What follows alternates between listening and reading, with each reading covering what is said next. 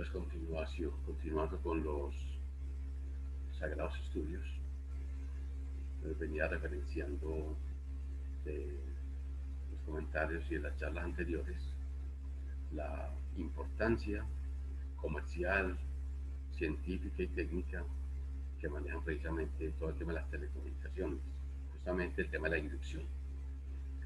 Como parte primaria, pues conocemos que la electricidad,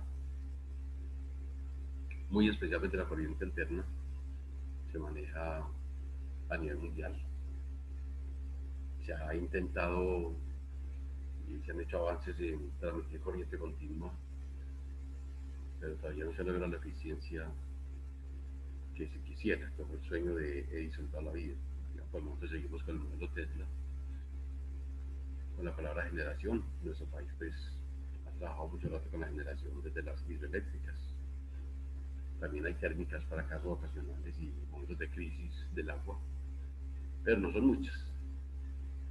O sea, creo que el terreno no ayude, como el caso de las costas, por ejemplo, donde literalmente pues, no tenemos esa topografía que ayude a taponar, como si existe en Antioquia, donde tenemos grandes proyectos hídricos y muchos recursos del mismo tipo.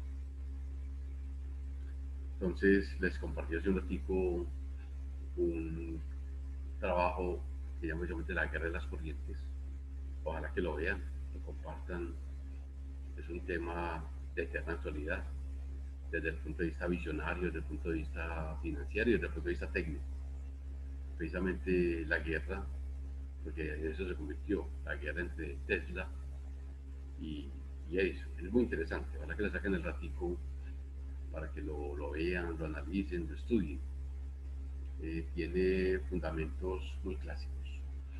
Los que ya vieron Corriente Circuitos 2 o están en ese proceso, cuando están tratando el tema de los fasores, la palabra desfase, el desfasamiento que existe entre voltaje y corriente, por ejemplo, el genio de todo esto precisamente corresponde a un representante de Europa y él emitió una frase muy célebre: he descubierto un álgebra sencilla que permite transportar la corriente alterna a grandes distancias. Esa frase, que es muy famosa, fue precisamente el inicio del mundo de los fasores. Recordamos la palabra impedancia, la palabra reactancia, que tanto hemos manejado en el curso, en este caso pues en el curso de Ramón. Los que estudiaron algunos chiquitos uno conmigo, pues recuerdan que dedicamos una parte a la introducción a ese mundo de la corriente alterna, donde la palabra impedancia, reactancia, a través de números complejos, es fundamental. Es obviamente manejar números complejos en el siglo pasado, pues era muy complejo porque no existían las calculadoras para estar haciendo eso, había que hacerlo muy manual. Se podía solamente hacer, digamos, después de los 40, del año 1940-50, pues ya hay calculadoras pues muy, por toda parte, más representativas, más sociales. Pero los cálculos ya se podían adelantar. Mientras tanto, cuando eso no ocurrió, eso fue con 1908, el señor Steinmetz, él literalmente, la gente decía, este man sabe mucho, pero eso no sirve, porque es que no había forma de manejar una álgebra compleja desde esas épocas. Ya hoy en día, pues sabemos de que es elemental, pues digamos, un estudiante de ingeniería eléctrica, electrónica, de telecomunicaciones, físicos, etcétera, manejamos de manera simple números complejos y sobre todo que los aplicamos en el área de la corriente alterna. O sea, el curso de corriente alterna es un curso de fasores, números complejos. La forma cosenoidal, que es de la cual pues teoría electromagnética se lucra, es la forma A más de J. Y de hecho, cuando uno pues empieza a estudiar ya profundamente los campos y incluso la corriente alterna, hay mucha gente que dice, bueno, la corriente alterna es de la forma A, que es amplitud, por E a la J, omega T más una fase. Eso es normal. Pero eso es que no entiende. Solamente los ingenieros, solamente los grandes físicos, quienes estamos metidos en este campo de electrónica. ¿Por qué razón?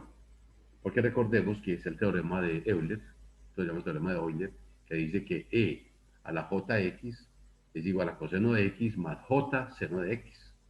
Y precisamente, ¿qué es el coseno de x? Desde el curso de matemáticas especiales, e a la jx más e a la menos jx sobre 2. Mientras que la función seno es e a la jx menos e a la menos jx sobre 2j. Pues ya la gente dice, oye hermano, ¿qué es eso? Entonces ahí uno comprende que las únicas funciones que realmente existen son las funciones cosenoidales, aunque amemos los senos. La función senoidal, desde el punto de vista matemático, es muy compleja, porque implica una parte imaginaria arriba, una parte compleja que es e a la j x sobre 2j, completamente imaginaria. Pero es maravilloso resolver integrales, por ejemplo, utilizando el teorema de Euler. Todas las formas de senos y cosenos se pueden llevar a reemplazarlas por e a la j y sus derivados. Y trabajar con ellos, porque integrar e a la j o derivar, sabemos que es muy sencillo. La integral de e a la jx, pues sabemos que literalmente es casi lo mismo, y la derivada es casi lo mismo, pues se diferencia solamente en las constantes. Esos desarrollos hicieron precisamente que se propusieran formas senoidales y cosenoidales, que es lo que la tecnología hace.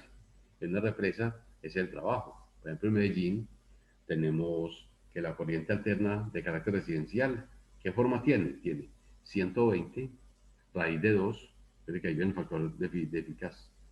Cuando divido por raíz de 2, me queda el 120, que es lo que marca mi voltímetro en Medellín. En Medellín la electricidad es muy buena, marcando entre 119 y 121, pero es excelente. Se pasa a otras partes del país y marcar números completamente diferentes. En el caso de la costa, que ya fue comprado por empresas públicas, ellos una inversión a 3, 4 años, que logren cambiar redes y vamos a tener sistemas perfectos. De hecho, es una de las grandes inversiones que ha hecho empresas públicas, ha sido precisamente a ese hecho, a esos recursos. Luego, ¿qué sigue? Coseno de omega t, que el Medellín omega t es 377t. Entonces en Medellín tenemos voltaje 120 raíz de 2, coseno de 377t más 90, que es, digamos, como la forma general del trabajo. Si usted no le gusta el coseno, no hay problema. Recuerde que entre seno y coseno la diferencia es 90 grados. Hay un desfase natural. De hecho, la derivada del seno es coseno, simplemente lo desfasa. La derivada de coseno es menos seno, simplemente lo desfasa. O sea, este desfase de 90 grados produce las variaciones de estas funciones en el tiempo. Entonces, desde el punto de vista matemático, lo más elegante es utilizar formas cosenoidales.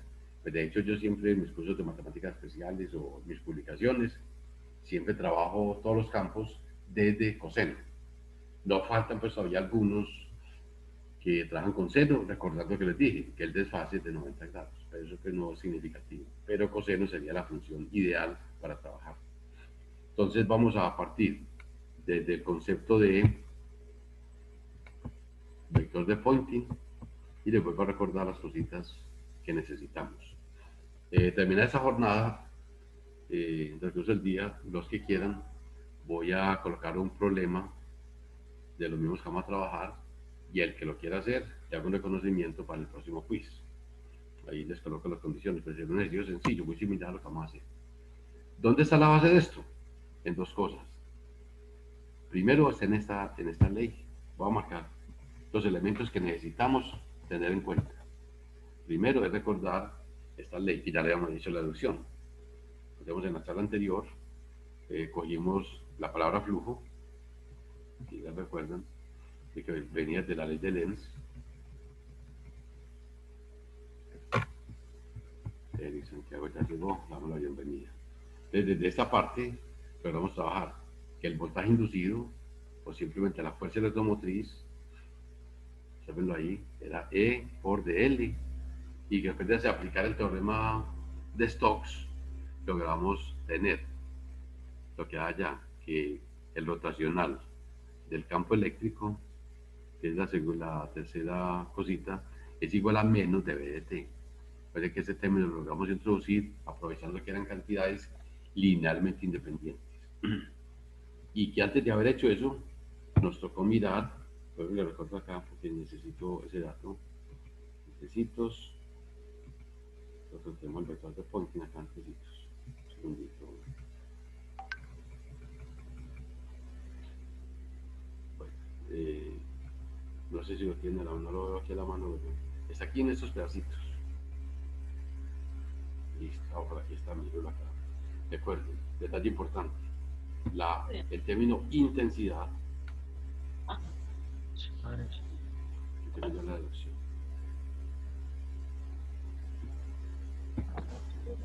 Ujú. La intensidad, por definición de cualquier onda, no importa la onda que sea, una onda mecánica, la onda de un terremoto, lo que sea, siempre se calcula como el cociente entre la potencia desarrollada y la superficie donde esté trabajando. Por eso es un concepto de medir alrededor. Por ejemplo, estalla una bomba. Entonces la bomba genera unas ondas esféricas que se propagan a su alrededor. Entonces tendríamos una potencia, por decir algo, una bomba de 15.000 vatios, por ejemplo. La divido por la superficie, y la superficie esférica es 4pi r a la 2. Entonces yo quiero calcular qué intensidad existe en determinada parte o qué energía todavía tiene la señal. Eso se hace directamente desde un estudio elemental que está acá. Intensidad de cualquier señal. Aquí tengo el tema de arriba, y si logro empezar desde arriba.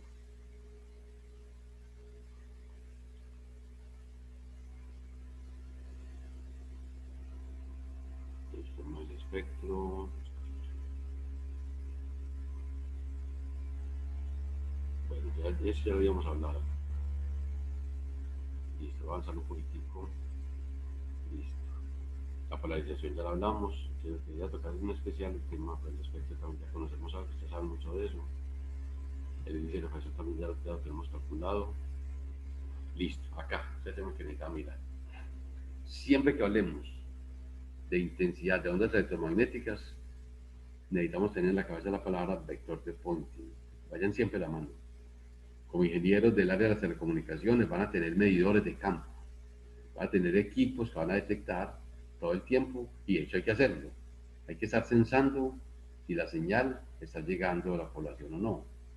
Es usual que yo tuve la experiencia de, no porque trabajar en la radio, sino que una de las universidades donde yo trabajaba, precisamente el Minuto de Dios, tiene programa en la televisión y también tiene programa en la radio.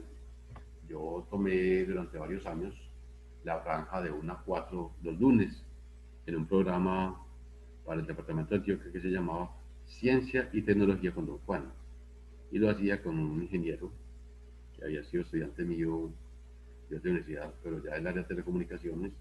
Y nos dedicamos a esto. Él actualmente transmite, está residenciado en Mendoza, Argentina, y trabaja un programa cristiano y está dedicado a ondas electromagnéticas y gloria a Dios. De hecho, el programa tiene un nombre parecido. Cualquier onda, independiente que sea, siempre tiene dos formas de verse. Voy a escribirlos acá para que lo recuerden. Aquí antecitos. Primera definición, intensidad es potencia sobre superficie. Va a tocar aquí el término de área para que sea el mismo. Y algo empujo acá. Pero si recuerdan, ¿qué es potencia? Recuerden que potencia es energía sobre tiempo, término acá. ¿Qué es energía? Energía, perdón, intensidad. Entonces es energía sobre tiempo y sobre área. O sea, que otra forma de expresar la intensidad es mirar cuántos vatios por metro cuadrado se están radiando. De hecho, existen medidas para la radiación del sol. Existen medidas, porque en el curso de antenas, para algunos tipos de antenas. No es que sea un valor fijo, no, sino que permite empezar a visualizar a través de los detectores de campo que tenemos, que hay. Que precisamente hay muchos trabajos de campo. Tenemos en el comercio, digamos ya Colombia, empieza a tener muchos gausómetros, se llaman gausímetros.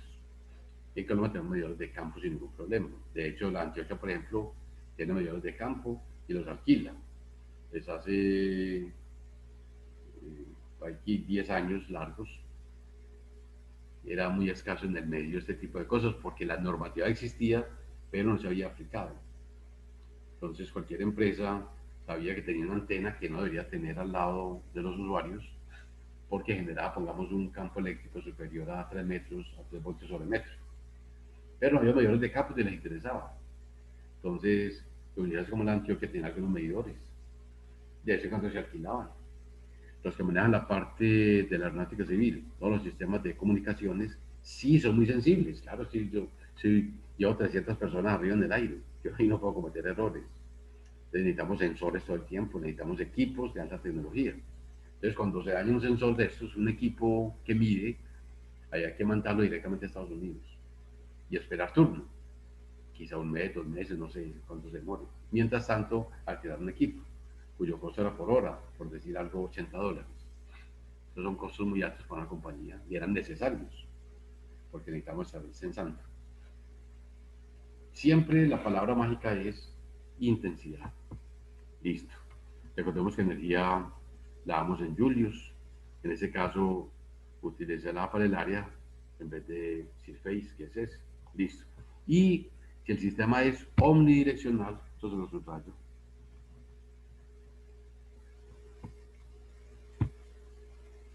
Cuando el sistema es omnidireccional, tenemos una expresión muy útil, que es esta. La voy a poner aquí en amarillito para que la tengan presente. Les va a ser muy útil este pedazo. Listo. ¿Qué nos muestra esto? Que un sistema omnidireccional quiere decir en todas las direcciones. O sea, es ideal.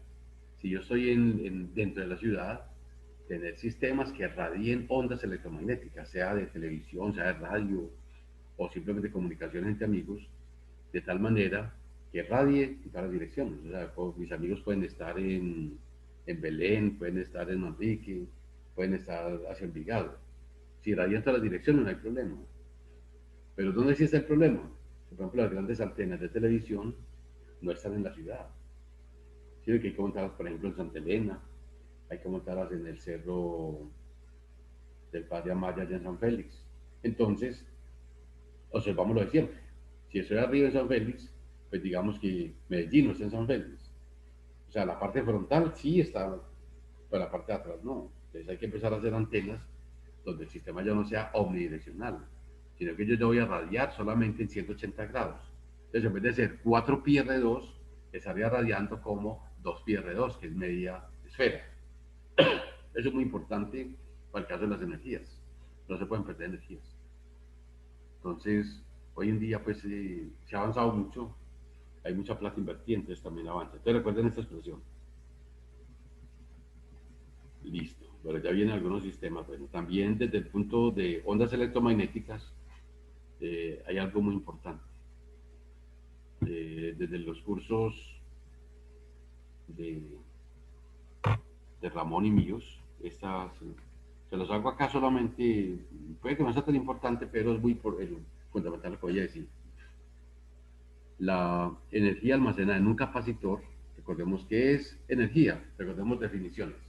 ¿Qué es potencia? Desde el punto de vista eléctrico, es variación de energía con respecto al tiempo. Si yo quiero calcular la energía, hago la integral. La energía es igual a la integral de la potencia con respecto al tiempo. Ahí es sencillo. Muy bien. Entonces, ¿qué es la potencia eléctrica? Voltaje por corriente. ¿Cómo es la corriente en un condensador? Recuerden la formulita de los cursos ramónicos o bremicianos. En un condensador, este condensador está hecho para evitar cambios de voltaje en el tiempo. Entonces, por eso se escribe la expresión C de V de T. Es la propiedad mágica de los capacitores. Si fueran inductores, sería L de I de T. Recuerden que ellos se complementan mutuamente.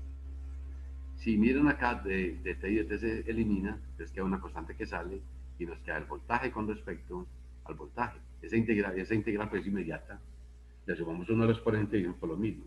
Entonces, cuando trabajamos con capacitores, ojo, puedo decir todo el tiempo que la energía que almacena un capacitor depende del voltaje almacenado directamente. Es simplemente C por voltaje al cuadrado sobre 2. Si quiero pasar a pagamos de 30 a 40 voltios, entonces sería la integral definida entre 30 y 40, entonces hace ese intervalo, teorema del valor medio, por ejemplo. Entonces lo evaluamos, esa integral evaluada, pagamos entre 30 y 40 voltios. Ya lo que dé ese cambio es la energía electromagnética que nos da ese campo eléctrico. Eso es muy importante porque precisamente las antenas son energía electromagnética. Los inductores, recordemos quiénes hacen un sistema de transmisión, precisamente un sistema RLC. Y a través del sistema RLC yo puedo encontrar desde la matemática especial o desde la aritmética sencilla, puedo hacer que la reactancia inductiva sea igual a la reactancia capacitiva, y esa es la condición, que ya posiblemente los que no la han visto, pues la van a ver posiblemente con Ramón, que es la condición que nos permite que no haya reactancia en el sistema, que todo el sistema sea resistivo. Y entonces, ¿qué tenemos ahí? Tenemos que voltaje y corriente están en fase. Esa es la magia de las telecomunicaciones modernas. Si yo logro que voltaje y corriente estén en fase, estoy hecho. Porque de hecho, ¿cuál es el factor de potencia en ese caso? Si están en fase, el ángulo sería cero. Y el factor de potencia sería coseno del ángulo, que es cero, y es 1. Ese es el factor de potencia ideal, incluso a nivel empresarial. Cuando una empresa no tiene esa propiedad, recuerde que hace un tiempo se castigaba a la empresa y se le cobraba. Pero hoy en día, digamos que ya no existe esa palabra multa, simplemente existe la advertencia. Porque si recuerdan muy bien ustedes, a medida que el ángulo va, se va alejando de cero, pues bueno, se va acercando mucho a 90, estamos en problemas técnicos. Por ejemplo, sabemos que la potencia sería corriente por voltaje por el factor de potencia. Si yo tengo, por decir algo, va a calcular corriente, entonces corriente sería potencia dividida por voltaje coseno. Si yo dejo el voltaje quieto, la potencia quieta, y voy cambiando el coseno, o sea, el ángulo de desfase, yo empiezo en un ángulo cero, ideal. Corriente es potencia sobre voltaje, eso es excelente.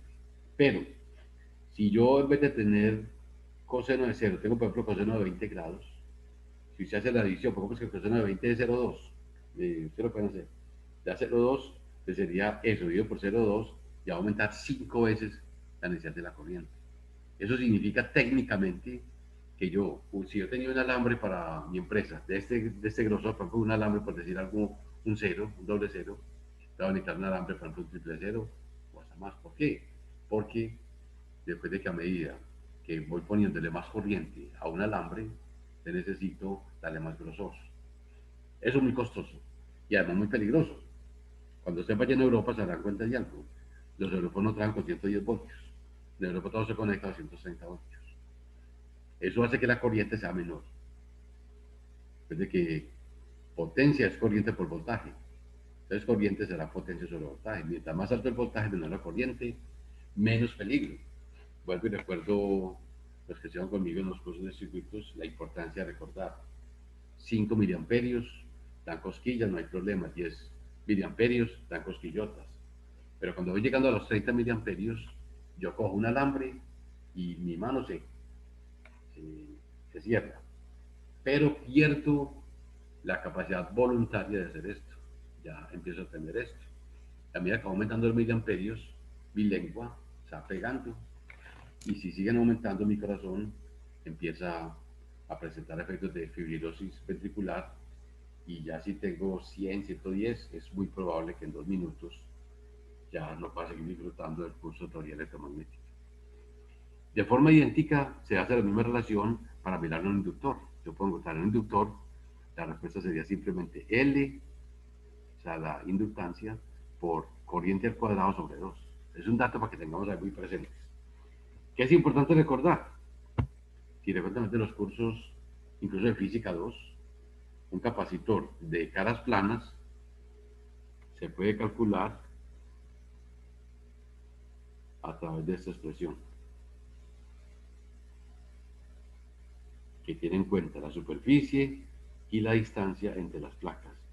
Este término acá realmente es un epsilon. Bueno, tengo que corregirlo. Depende del material. Sabemos que campo eléctrico de la primera unidad a nivel práctico es voltaje sobre distancia. Creo que esa es la expresión fundamental para trabajar las placas paralelas que tiene un televisor, lo que tiene el osciloscopio, etcétera. O sea, son sistemas que ya todos conocemos y cómo está venir. Listo. Hay un teorema, que es el teorema de la equipartición de la energía. Se lo menciono para que sepan que existe. La naturaleza no privilegia, eso es algo que casi nadie sabe. La naturaleza no privilegia ni al campo eléctrico ni al campo magnético. La naturaleza lo que hace es repartir naturalmente, o sea, de forma natural, les da la misma cantidad a todas dos. O sea, aquí hizo la creación, que estudió esto, ya, porque lo veía más importante el campo eléctrico, ¿no? También que sea magnético. Entonces, las densidades de volumétricas de energía son las mismas, o sea, no hay ningún privilegio, así que es más importante el no, van de la mano. Si la onda es, incluso esta es la definición, yo lo coloco acá, la definición de densidad de energía, mire que es una densidad, es como si fuera, por ejemplo, la densidad normal, masa sobre volumen. En este caso, ¿qué es densidad volumétrica? Pues mire, es la energía del capacitor dividida por el volumen del capacitor. Al hacer las operaciones, pues simplemente es, miren acá, es aquí arribita, aquí tengo el epsilon por el volumen, campo eléctrico al cuadrado sobre 2. Entonces, si yo divido esto por volumen, el volumen del capacitor sería superficie por grosor. O sea, cojo un área plana que tenga, o sea, por ejemplo, largo por ancho, si es circular, pi R2, y divido y multiplico por el grosor. Al hacer eso, miren lo que queda. Se va el volumen y queda solamente. ¿De qué material está hecho? O sea, ¿cuál es el dieléctrico? Si es mica, si es papel, ¿qué campo eléctrico hay? Recuerden, la única forma, yo veo campos eléctricos en el mundo real, práctica es voltaje sobre distancia. Ahí lo demás es carreta. Yo no puedo llegar a ninguna parte. Yo tengo un televisor, tengo un osciloscopio, tengo algún campo representativo, es porque logro medir qué voltaje hay y qué distancia hay entre las dos fuentes. Lo demás hay que inventar. Eso es lo que yo puedo medir a nivel práctico. Entonces, por eso esta fórmula es tan especial. Listo. Les decía ahorita, en forma idéntica, un solenoide, o sea, un inductor, haciendo el mismo desarrollo, quedan esas expresiones, también lo subrayo. Entonces tengo dos, fíjate cómo se llama eso, densidad volumétrica. Va a ser muy importante para censar. Esos términos son muy desconocidos en las físicas, aunque están fundamentados en ellas, porque eso precisamente va a estar relacionado con la palabra intensidad, que ya vamos a ver que es exclusivo de ondas. Listo. Entonces observen algo. Del curso que ustedes vieron, de los cursos sandraviquianos, etcétera, saben que algo importante, el promedio de la función seno es cero. El promedio de la función coseno o seno es cero. Razón, la misma forma, o sea, el pedazo del seno que sube es exactamente simétrico con el seno que baja. Entonces, si arriba hay 3 unidades de área positiva, hacia abajo hay 3 unidades de área negativa. 3 menos 3 nos da 0. Entonces, los promedios de las funciones senoidales son 0, siempre, ahí no hay excepción. Toda señal que sea simétrica, si es una señal cuadrada, lo mismo. Subo por una señal cuadrada en un pico de 4, pero un pico de menos 4 de igual duración. Entonces, no importa, arriba el área sería, por ejemplo, 30 y la de abajo menos 30. 30 menos 30, 0. Entonces, hay algo diferente.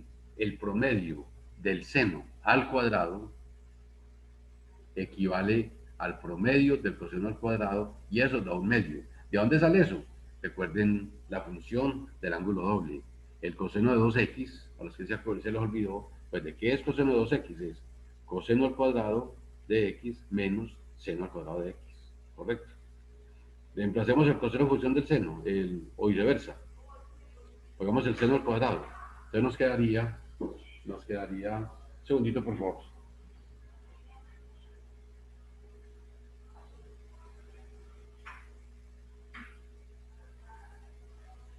Entonces, por ejemplo, voy a despejar, está reemplazando en función del seno. Entonces nos quedaría que era coseno cuadrado menos seno cuadrado. Seno cuadrado es 1 menos coseno cuadrado. Entonces nos va a quedar 2 coseno cuadrado menos 1. Entonces, si usted va a despejar eso, después si coseno cuadrado, entonces va a ser igual a, va a estar en función de el coseno de 2x menos 1 sobre 2. Entonces, ojo, bien la magia. El coseno del ángulo doble, el promedio es 0, ya dijimos. Pero ¿qué quedó? Un medio. Entonces, ese valor medio nos da, al seno al cuadrado, coseno al cuadrado, nos da un medio. Eso es maravilloso. Ese 1 medio va a ser muy importante en ondas y va a ver que por toda parte aparece siempre sobre 2. Va a aparecer por toda parte porque son promedios. Y ahí vienen los que están viendo ahorita corriente alterna en el curso de circuitos 2, por ejemplo. O, de hecho, también lo estoy viendo en el curso de electrónica casualmente. Si le voy a entrar rectificación, estoy viendo el valor eficaz. Entonces, el valor eficaz, ¿de dónde sale? Exactamente lo mismo. Sale de sacar la raíz cuadrada a una integral, donde cada función es al cuadrado. Entonces, adentro, ¿qué me queda? Me queda 1 medio. ¿Y la raíz cuadrada de 1 medio qué es? Es 1 sobre raíz de 2, que técnicamente es raíz de 2 sobre 2. Entonces, ¿qué es el valor eficaz? Ya Ramos les decía, es raíz de 2 sobre 2 veces la amplitud de una señal senoidal. Más técnico, como si estamos en el SENA, 0.707, elemental. O los que sabemos un poquitico más pues en general, decimos, tomamos la amplitud y la dividimos por raíz de 2. Entonces, pero para un tipo en el SENA, lo más práctico es eso. Coja la corriente alterna, el pico, lo divide lo multiplica por 0.707. Y eso le da, por ejemplo, 120, que es el valor eficaz que miden los electricistas empíricos en cualquier parte. Un empírico llega y dice, ah, sí, sí, aquí tengo 110, 118, 121, y él está tranquilo. O tengo, si estoy en la línea de 440 voltios, entonces está midiendo. Entonces, eso es importante. Y además recordamos desde el teorema de, no sé si recuerdan por allá, lo escribo por acá por un ladito. Si no, lo puedo escribir acá. Sí, aquí me dio. Voy a abrir acá un espaciocito, no importa que me salga. Sí.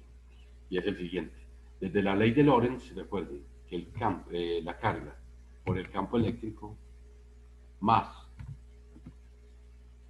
bueno, esa carga me con mayúsculas, ahorita la corrijo, más carga, velocidad, no voltaje, sino velocidad, cruz, inducción, y yo quiero que esté en equilibrio. Esto me debe dar 0.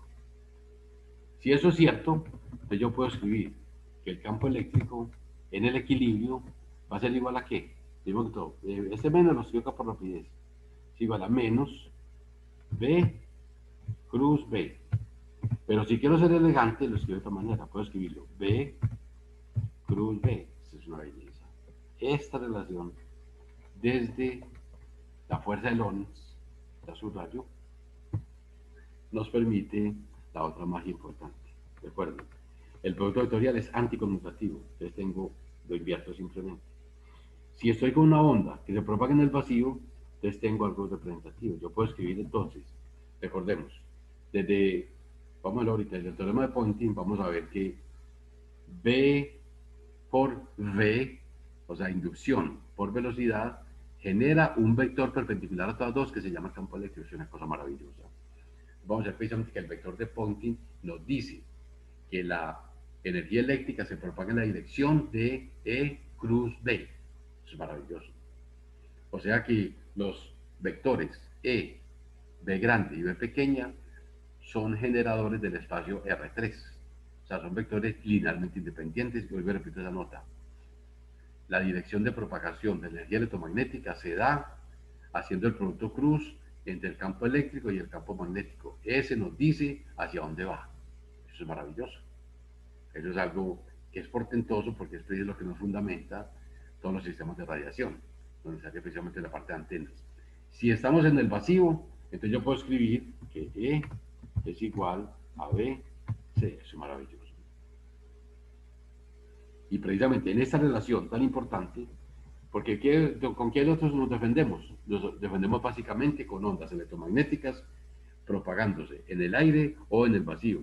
Pero cuando tengo materiales que no son el aire ni el vacío, entonces tengo que considerar que ya no puedo colocar ahí esa C, sino que ya sería esa B, porque la magnitud del producto vectorial es magnitud del primero por magnitud del segundo por el seno de 90, y el seno de 90 es 1. Es perfecta, esta teoría es perfecta. Por eso, o sea, y mi gran capacidad, o sea, soy un gran teórico de la teoría electromagnética y no me sé esas expresiones, pero las deduzco en un segundo. O sea, tengo muchas que tengo procesadas, pero la mayoría las puedo deducir en mi mente, aprovechando conceptos básicos. Por ejemplo, fuerza de Lorentz. Cuando estoy en una fibra óptica yo no puedo decir eso. Una fibra óptica, la velocidad de la luz va a depender del n de la fibra óptica, y normalmente las fibras ópticas comerciales están, digamos, entre 1,48 y, por ejemplo, 1,60. Entonces ya no puedo utilizar eso, ya tengo que utilizar E igual a B por B. B, como dicen los niños, B grande por V la evidental, que es la de velocidad. Bien, entonces, ya puedo decir entonces que la densidad volumétrica de inducción magnética es esta. Y aquí tengo que, aquí este es C, aquí no es, este es la corrijo. Ese segundo dato donde dice 1 sobre mu sub 0, es un 0, recuerde que es C, ahí es C. No sé por qué se me escapó ahí. Listo. Y por eso me aquí, ¿qué es B2? Entonces ese B a la 2, o sea, aquí hay un error. Este es campo eléctrico, que es el que, primero que hizo aquí la adducción, malo aquí. Este es campo eléctrico acá. Entonces, la corrijo más tardecito, que es precisamente ese, sí. C2 por B2, simplemente dando al cuadrado. Entonces, con ese conocimiento, te repito, si no es el vacío, tengo que considerar el valor de n. Y vuelvo y le recuerdo, n es igual a la raíz cuadrada de E sub r por mu sub r. O sea, es igual a la raíz cuadrada del producto entre la constante dieléctrica de ese medio material por la permeabilidad magnética de ese medio.